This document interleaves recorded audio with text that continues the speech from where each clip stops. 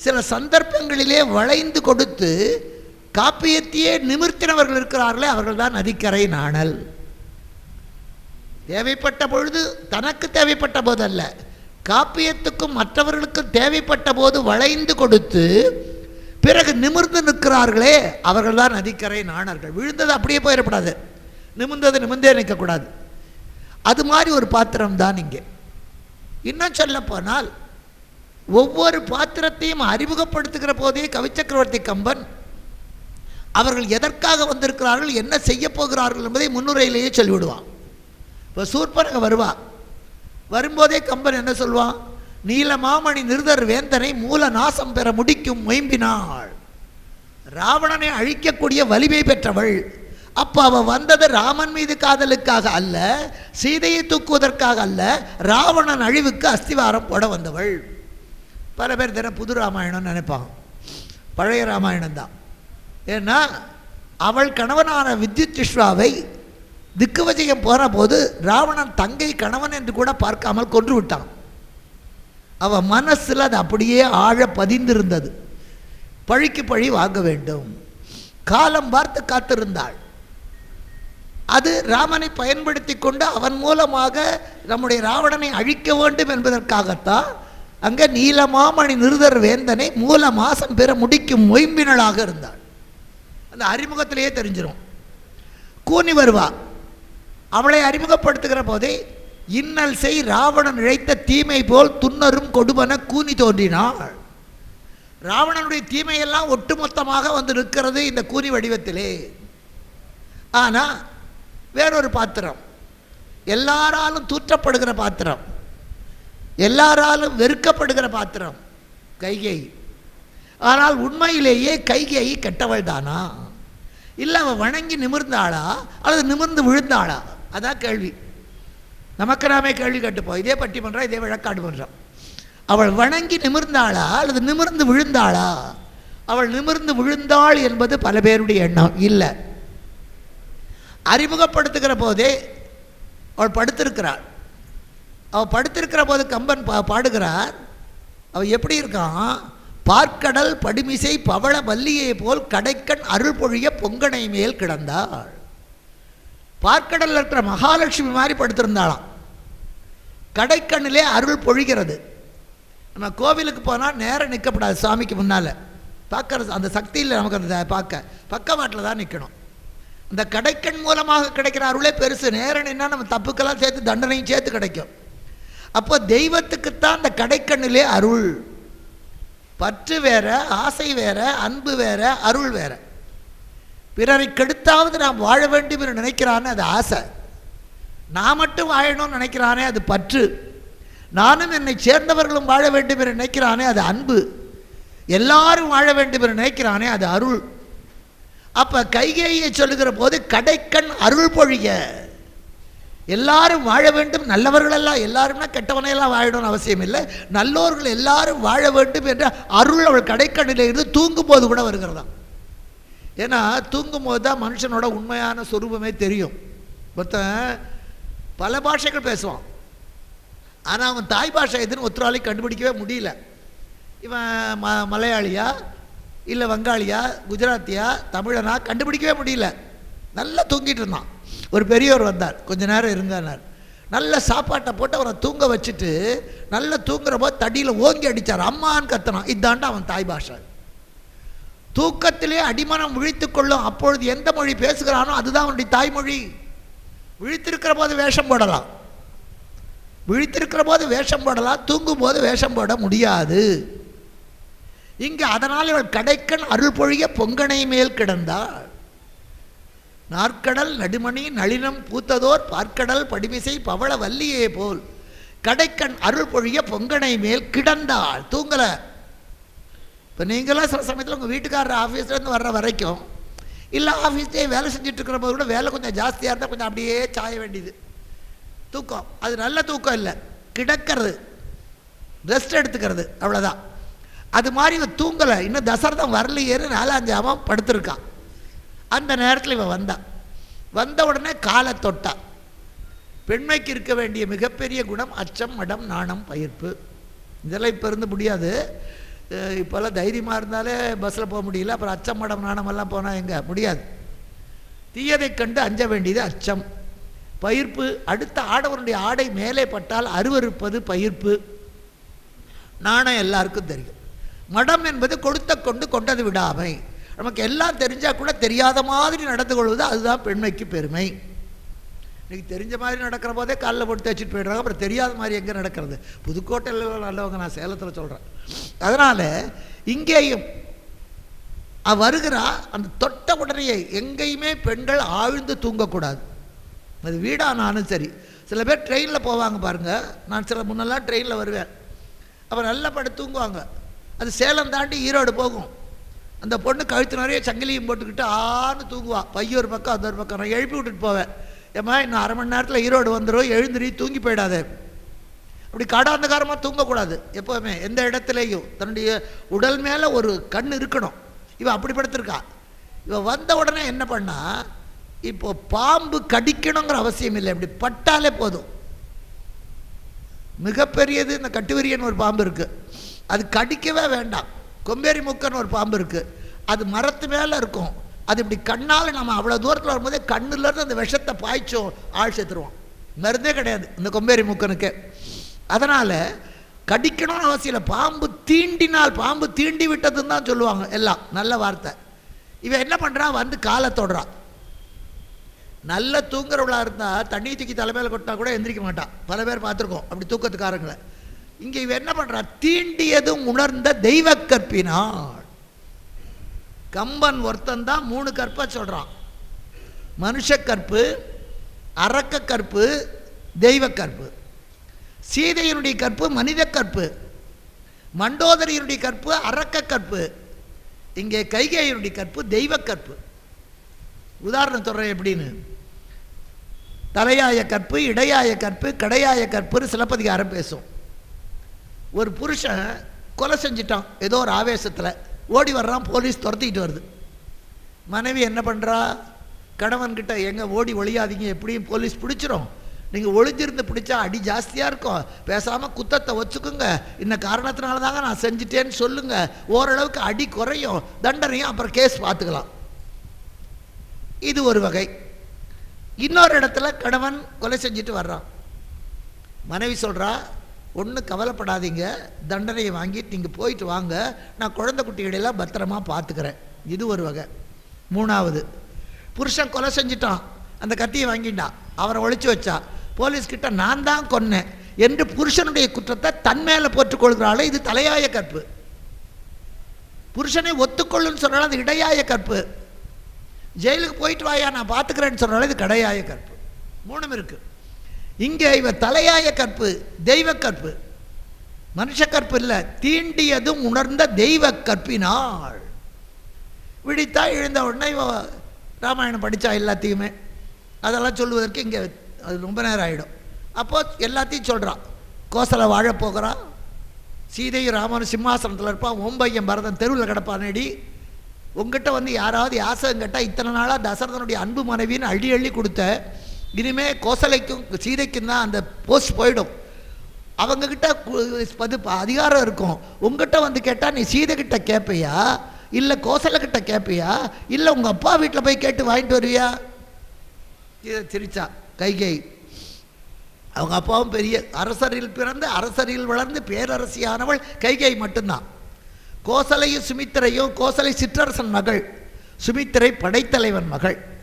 ஒரு அரச குடும்பத்திலேயே பிறந்த அரசியாகவே வாழ்ந்தவள் கைகேயி. அதனால தான் ராமன் பிறந்த உடனேயே கோசலைக்கிட்டேருந்து ராமனை தூக்கி தசரதன் கைகேயி கிட்ட கொடுத்தான். இந்த ஆஸ்பத்திரியில் குழந்தை மாறுறதை ஆரம்பித்து வச்ச உடனே தசரதன் தான் தூக்கி கொடுத்தான். இடம் ஒரு குழந்தை பெண் குழந்தை, ஒரு குழந்தை ஆண் குழந்தையாக இருந்தால் சரி மாற்றி கொடுக்கலாம். 2 ஆண் குழந்தை, 2 சில நிமிஷ வித்தியாசத்தில் பிறந்திருக்கு. 2 அட்டக்கருப்பு, ஏதோ ஒன்று வெள்ளை ஒன்று கருப்பாக இருந்தாலும் இவன் வெள்ளையாக இருக்கா இதுக்கு மேட்சாக இருக்கும், இவன் கருப்பாக இருக்கா மேட்சாக இருக்குன்னு கொடுக்கலாம். 2 கருப்பு. எள்ளறிய நிறத்தாலும் குணத்தாலும் இன்னின்ற வள்ளலையே அணையானை கேகையர்கோன் மகள் பயந்தாள். ராமனை போலவே மாற்றி கொடுக்க வேண்டிய அவசியமே இல்லை. ஏன் மாற்றி கொடுத்தான்? கைகேயி கிட்ட தான் ராமன் வளர்ந்தால் அரசனுக்குரிய பண்பாட்டோட வளர்ப்பா. 1. 2வது, கைகேயி வயிற்றில் பிறகு பிள்ளைக்குத்தான் பட்டம் கட்டுவேன்னு வாக்கு கொடுத்து தான் கைகேயிக்கு தாலி கட்டுறான் தசரதன். இதுக்கு பேர் கன்னியாசுல்கம்னு பேர். மாப்பிள்ளைக்கு கொடுத்தா வரதட்சணை, பொண்ணுக்கு கொடுத்தா கன்னிகைக்கு கொடுத்தா அதுக்கு கன்னியாசுல்கம்னு பேர். பரிச பணம் வாங்க. இங்கே மூணாவதாக என்னுடைய மகளை உனக்கு கொடுத்தா அவள் வாழ்க்கைக்கு என்ன உத்தரவாதம் என்று கேகையன் கேட்கிற போது தசரதன் வாக்கு கொடுக்குறான். முதல் 2 பொண்டாட்டிக்கு குழந்தை பிறக்கல, இவளுக்குத்தான் பிறக்கும் நினச்சி உன் மகள் வயிற்றிலே பிறக்கிற பிள்ளைக்கே கோசலத்துக்கு பட்டம் கட்டுகிறேன் சத்தியம்னா. இது கைகேயிக்கு தெரியாது, கூனிக்கு தெரியும். உங்களுக்கு ஒரு சந்தேகம், கைகேயிக்கு தெரியாமல் கூனிக்கு எப்படி தெரியும்? உங்கள் வீட்டையே சொல்கிற, மாமியாரை பற்றி மருமக பேசுறது மாமியாருக்கு தெரியாது, மருமகளை பற்றி மாமியார் பேசுறது மருமகளுக்கு தெரியாது. ஆனால் வீட்டு வேலைக்காரிக்கு ரெண்டும் தெரியும். அவர் ரெண்டும் தெரியும், இதையும் கேட்டுப்பா அதையும் கேட்டுப்பா. அதனால் கூனி வேலைக்காரி, அதுலேயும் வீட்டுக்கு யாராவது வந்துட்டா இந்த வேலைக்காரங்க அப்போ தான் அந்த இடத்துலையே பெருக்கிறேன்பா அதை எடுத்து வைக்கிறேன் கேட்கறதுக்காக அங்கேயே சுற்றுவா. எங்கள் வீட்டில் ஒரு ஆயா இருக்குது, அது யாராவது வந்து ஆயா நீ போ ஆயா, உனக்கு அவங்க பேசுகிறது ஒன்றும் புரியாது போம்ப. அவங்களுக்கு அது அவ்வளோ ஆர்வம், கேட்கணும், அதை கேட்டுட்டு போய் அடுத்த வீட்டில் வச்சு வைக்கணும் ஒரு ஆசை. அது மாதிரி கூனி அங்கே குறுக்கியும் நடுக்கியும் போன போது தெரிஞ்சது கைகேயி 10 வயசு குழந்தை, அப்போல்லாம் 12 வயசுக்கு முன்னால் கல்யாணம் பண்ணணும். அவள் உள்ளே இருக்கா, அவளுக்கு இவங்க என்ன பேசுகிறாங்கன்னு தெரியும். இப்போ கூட தெரியாது. இப்போ கூட கல்யாண விஷயமா மாப்பிள்ளை வீட்டுக்காரங்களும் பொண்ணு வீட்டுக்காரங்களும் அப்பா அம்மா பேசும்போது அவன் திடீர்னு கேட்பான் மாப்பிள்ளை வீட்டிலேருந்து, உங்கள் வீட்டில் நிச்சயம் பண்ணும்போது என் பையனுக்கு 8000 ரூபா சம்பளம், இப்போ பே கமிஷனில் அவனுக்கு 500 ரூபா ஒசந்து போச்சு, 8000 ரூபா சம்பளம் வாங்கும்போது உங்ககிட்ட 4000 ரூபா வரதட்சணை கேட்டேன், இப்போ 500 ரூபா சம்பளம் ஜாஸ்தியாக போச்சு, அதனால் இன்னும் 2000 சேர்த்து கொடுங்க அம்மா மாப்பிள்ளை வீட்டுக்காரன். இது அப்பாவுக்கு தான் பேச்சுவார்த்தை நடக்கும், பொண்ணுக்கு தெரியாது.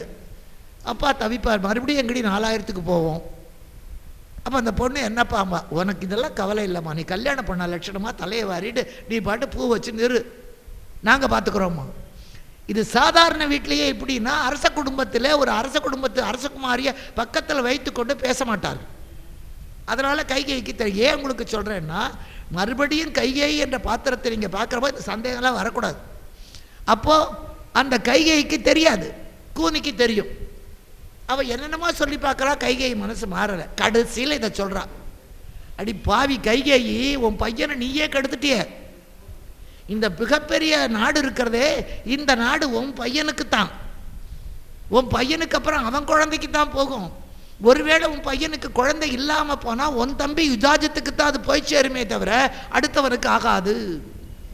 கெடுத்தொழிந்தனை உனக்கரும் புதல்வனை கிளர்நீர் உடுத்த பாரகம் ஒரு மகற்கெனவே கொடுத்த பேரரசு அவன் குல கோமைந்தர்க்கும் அடுத்த தம்பிக்குமாம் பிறர்க்கு ஆகுமோ. அப்போத்தான் கைகேயி பார்த்தா, ஓஹோ இதில் இப்படி ஒரு சட்டச்சிக்கல் இருக்கிறது, இப்படி ஒரு சட்டச்சிக்கல் இருக்கிறது. இப்போ ராமனுக்கு பட்டம் கட்டுறேன்னு சொன்னவனும் அதே தசரதன் தான். நாளைக்கு ராமனுக்கு பட்டம் கட்டினா இன்னைக்கு ஒரு கூனிக்கு தெரிந்திருக்கு, நாளைக்கு நம்ம அப்பா கேகையனுக்கு தெரியும், இன்னும் எத்தனை பேருக்கு தெரியுமோ. சபையில் வந்து தசரதனை பார்த்து வாக்கு தவறியவனேன்னு கேட்டுட்டா ஹரிச்சந்திரன் மரபிலே வந்த தசரதன் அப்பவே உயிரை விட்டுருவான். அதை சொல்லித்தான் அவன் கேட்பா, வாய்மைக்கு யார் உளர்மன்னா, அதை சொன்ன பிறகு தான் தசரதன் மாறுவான். நீ ஏன் மாட்டேன்னு சொன்னால் சத்தியத்துக்கு வேற யார் இருக்காம்பா, அதுக்கு தான் அவன் விழுந்துருவான். இப்போ தான் கைகேயி பார்க்குறான், ஓஹோ நம்ம புருஷனுக்கு இப்படி ஒரு சிக்கல் இருக்கிறது, அவன் ராமனுக்கு பட்டம் கட்டினால் வாய்மை தவறியவன் என்ற பழி வரும், பரதனுக்கு பட்டம் கட்டினா இட்சுவாகு குலத்திலே மயில் முறை குலம், மயில் குஞ்சு போட்டால் முதல் குஞ்சு தோகை விரித்து ஆடின பிறகு தான் அடுத்த குஞ்செல்லாம் ஆடணும். இன்றைக்கி அப்படி தான், முதல் குஞ்சு தான் ஆடணும், மற்றதெல்லாம் ஆடக்கூடாது. அதுக்கு தான் தலை இருக்க வாலாடுமான்னு பழமொழி. நம்முடைய பழமொழிகள் திட்டுக்கள் இதெல்லாமே பெரிய காப்பியங்களை சொல்லக்கூடிய விஷயங்கள்.